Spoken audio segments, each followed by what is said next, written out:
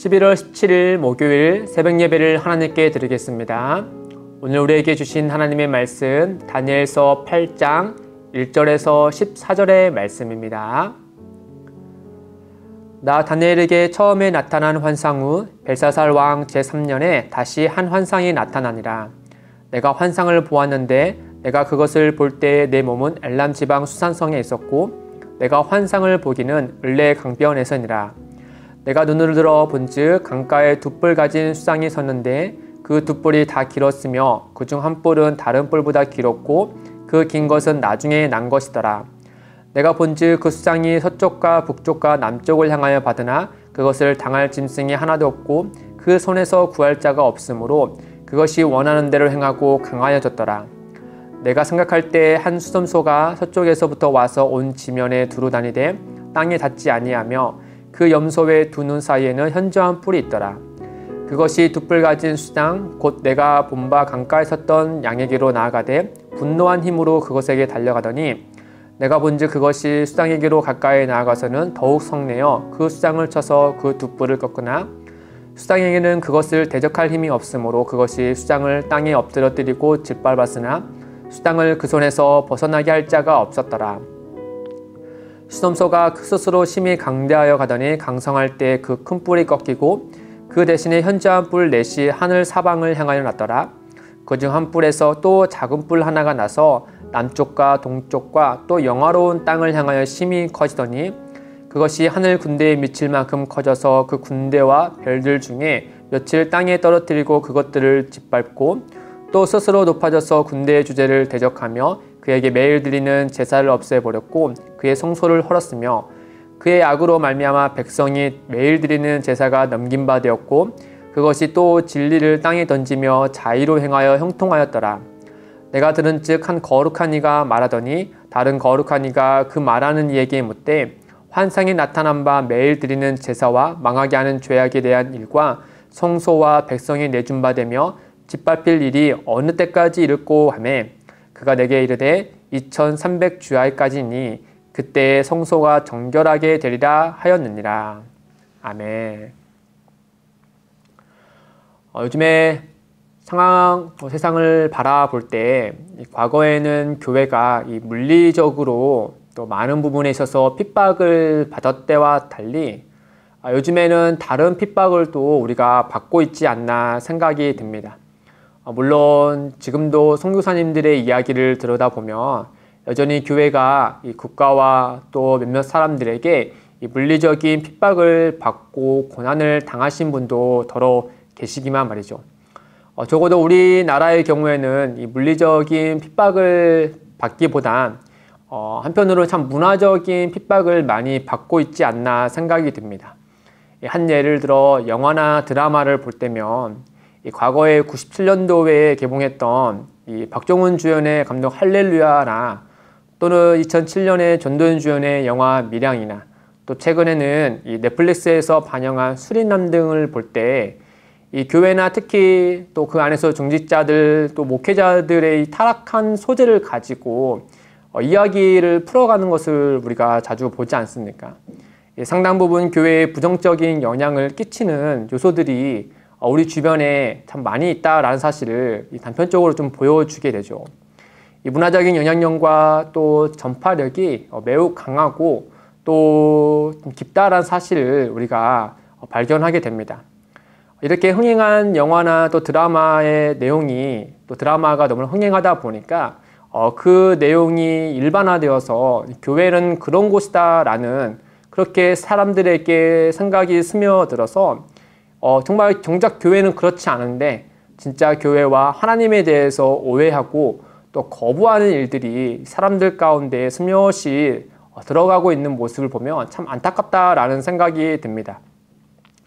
더군다나 더 큰 문제는 무엇이냐면 이와 같은 일이 있음에도 불구하고 교회가 정말 그 세상 사람들로 하여금 정말 교회는 그렇지 않은 곳이다 라고 떳떳하게 말할 수 있느냐 했을 때 과거에 교회가 했던 옳지 않은 일들 때문에 참으로 이렇게 오히려 더 민망하게 여겨지는 우리 자신을 볼 때면 참 이건 무언가가 잘못되고 있다라는 사실을 우리가 우리 스스로를 한번 보게 되죠.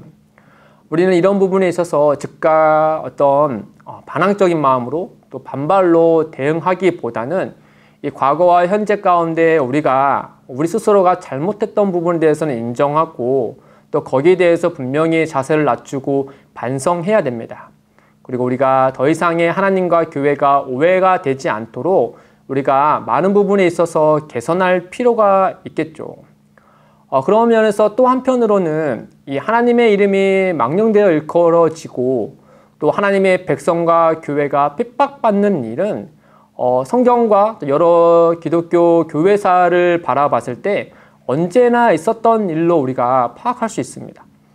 성경 속의 때나 또 과거나 현재 그리고 장차 주님이 다시 오실 때까지 교회는 언제나 이 사탄과 악의 세력으로부터 늘 핍박을 받아오게 되어 있고 또 그렇게 될 것입니다.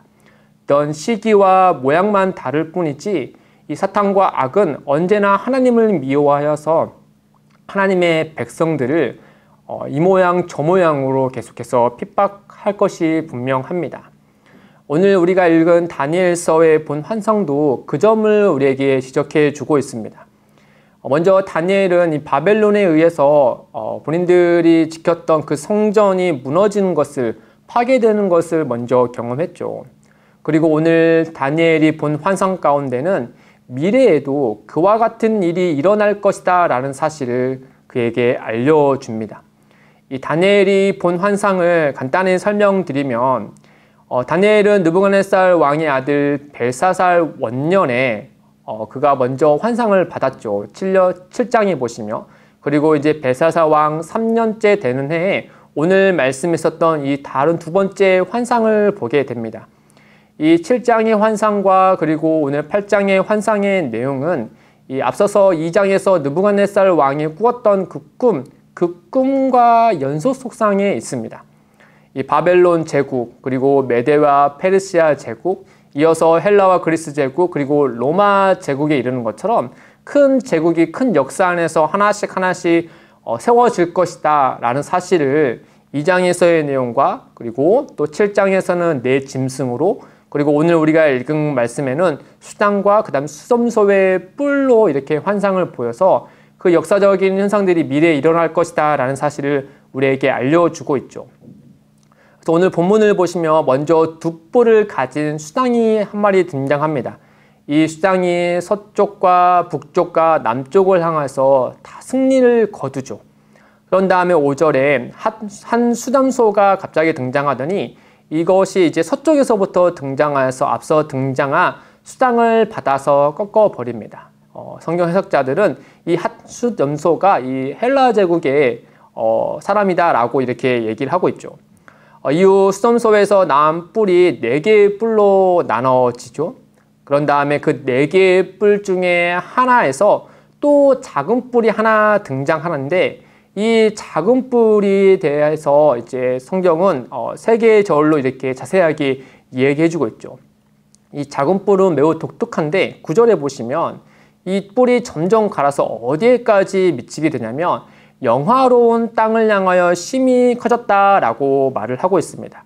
그런 다음에 10절에서 12절 말씀을 보시면 그 뿔이 점점 커져서 하늘 군대에 미칠 만큼 커졌다라고 하고 그리고 하늘 군대의 별들 중에 며칠 땅을 떨어뜨렸다라고 할 정도로 그가 엄청나게 강한 사람으로 등장합니다.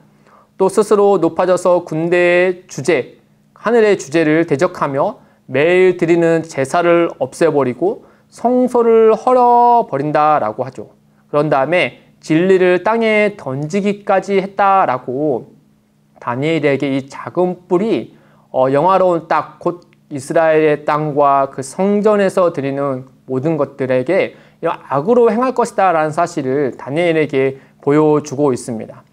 그런 다음에 이 내용에 대해서 이제 내일 살펴볼 말씀에 가브리엘 천사가 그 해석을 하나씩 풀어주죠. 그러면서 이제 그 가운데 작은 뿔이 누구인가 라는 사실을 딱 특정하여서 알려주지는 않습니다.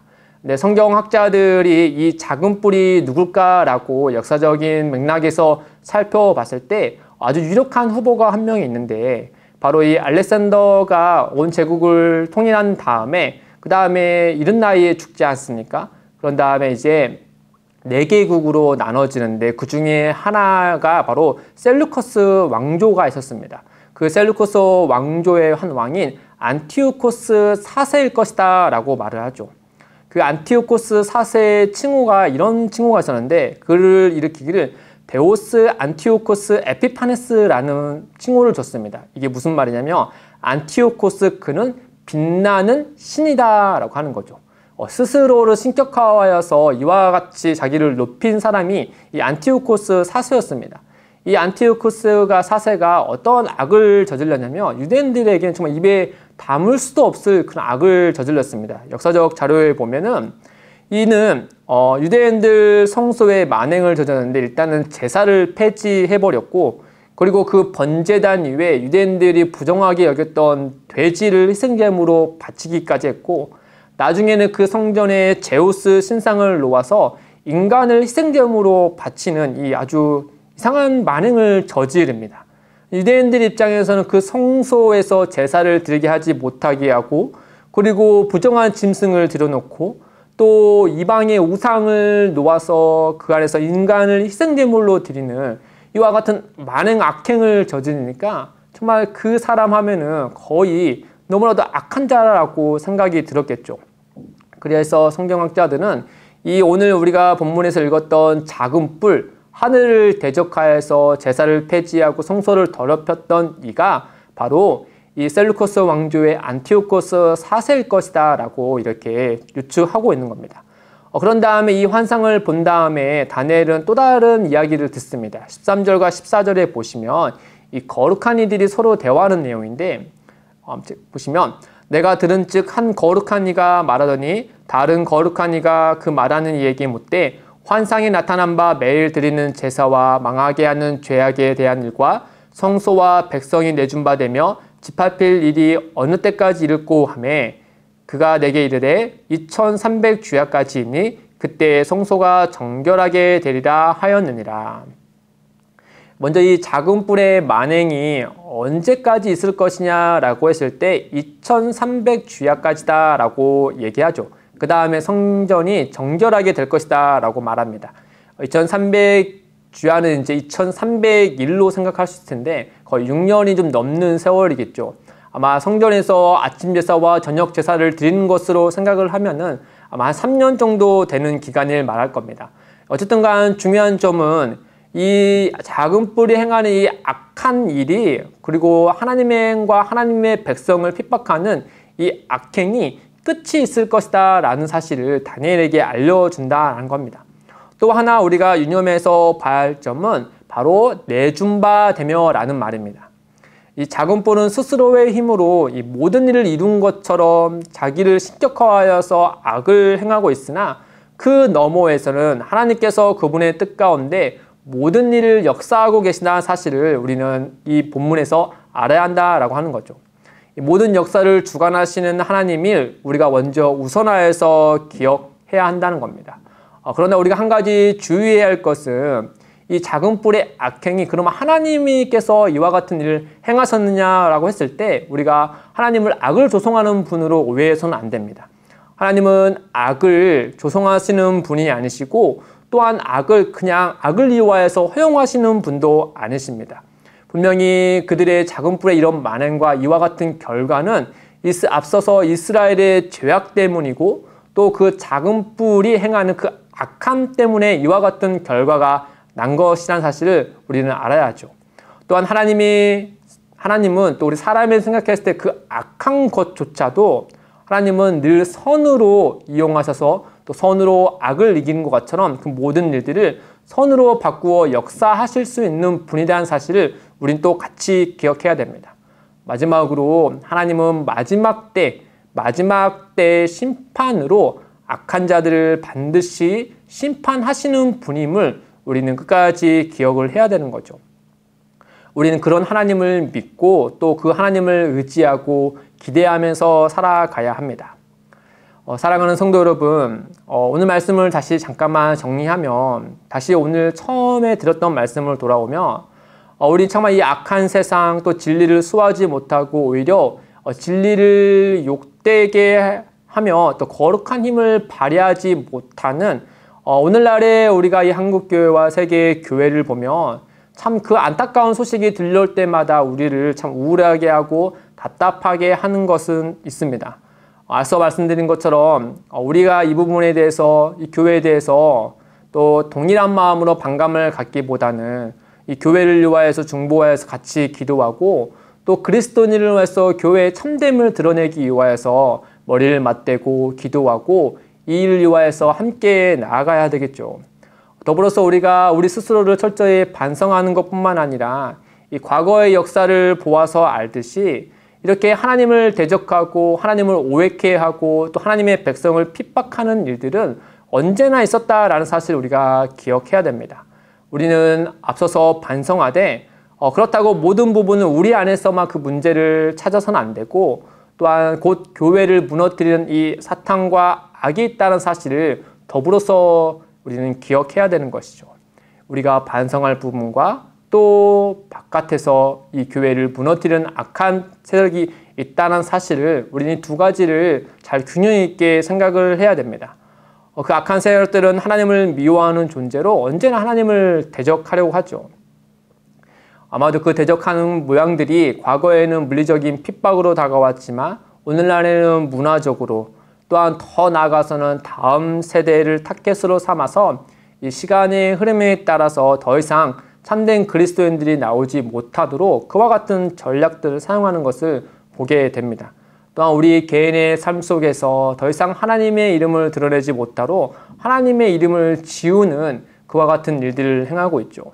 따라서 우리는 안으로는 우리 스스로가 보다 교회가 개혁되기를 바라는 마음으로 반성하고 회개해야 할 뿐만 아니라 또 밖으로는 이 악한 자들을 대적해야 하는 것이 우리는 참 옳은 방향인 것 같습니다. 이를 위하여서 베드로 사도는 우리에게 이렇게 얘기합니다. 베드로전서 5장 8절에서 9절 말씀해 보시면 근신하라 깨어라 너희 대적 마귀가 우는 사자같이 두루다니며 삼킬 자를 찾나니 너희는 믿음을 굳건하게 하여 그를 대적하라. 이는 세상에 있는 너희 형제들도 동일한 고난을 당하는 줄 알미라. 우리가 근신하여 깨어있지 않으면 교회는 정말 세상의 가십거리가 되고 맙니다.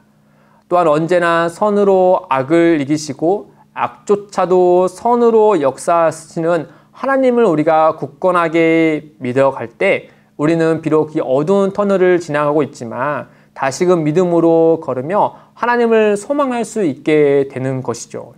그 선하신 하나님에 대한 소망이야말로 비록 우리가 그 어려운 가운데 있을지라도 끝까지 그 하나님께서 그 끝을 내시고 결국엔 선으로 악을 이기시는 그 하나님의 섭리를 우리가 기억할 때 우리는 이 어려움 속에서도 하나님을 바라보며 믿음으로 나아갈 수 있다라는 겁니다. 다니엘은 이 환상을 보면서 좌절하고 낭망하고 슬퍼할 것이 아니고 오히려 그 안에서 하나님께서 이 모든 역사의 주관자이시고 선으로 악을 이기시는 분이심을 기억하며 그 하나님을 소망하고 있는 것입니다. 우리 또한 그 마음으로 하나님을 소망하면서 현재를 살아가야 되는 것이죠. 그와 같은 은혜가 또 그 은혜를 추구하기를 주님의 이름으로 축복드립니다. 기도하겠습니다. 하나님 아버지, 우리 모두는 예수 그리스도 안에서 구원받은 세상의 빛과 소금입니다. 점점 어둠이 짙어지는 이 시대 속에서 끝까지 하나님을 소망하고 믿음으로 살아갈 수 있도록 우리를 도와주옵소서. 감사하며 예수님의 이름으로 기도드립니다. 아멘. 오늘도 두 가지의 기도 제목을 두고 함께 기도하겠습니다. 첫째, 어둠이 짙어지는 시대에 살아가고 있을지라도 우리의 산 소망이신 예수 그리스도를 믿음으로 일상을 살아내게 하옵소서. 둘째, 기쁨이 되는 교회가 예수 그리스도 진리 위에 굳건하게 세워지게 하시고 핍박과 고난과 혼란 중에 있는 이들에게 진리의 길을 보이고 함께 걷는 교회가 되게 하옵소서. 이를 위해 함께 기도하며 나아가겠습니다.